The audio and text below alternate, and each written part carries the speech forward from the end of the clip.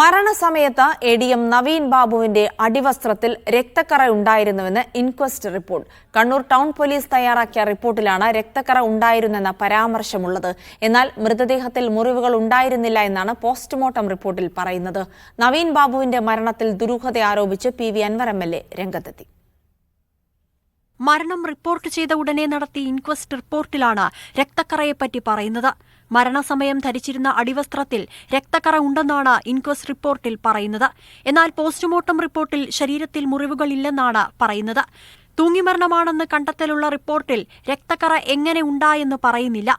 Postmortem റിപ്പോർട്ടും inquest റിപ്പോർട്ടും തമ്മിൽ വൈരുദ്ധ്യമുള്ളത് ചൂണ്ടിക്കാട്ടി പി.വി. അൻവർ എം.എൽ.എ രംഗത്തെത്തി.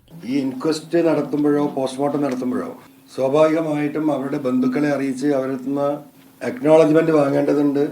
അവരുടെ പ്രസൻസ്, അവരുടെയോ അവർ പറയുന്നവരുടെ പ്രസൻസ് ആവശ്യമാണ്. അവിടെയാണ് ഇതിന്റെ ദുരൂഹത ആദ്യം തുടങ്ങുന്നത്.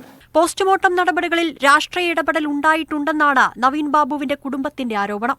വിഷയം കോടതിയുടെ പരിഗണനയിലിരിക്കുന്നതിനാൽ റിപ്പോർട്ടുകളിലെ വൈരുദ്ധ്യം നിയമപരമായും പരിശോധിക്കപ്പെടും. മീഡിയ 1 പത്തനംതിട്ട.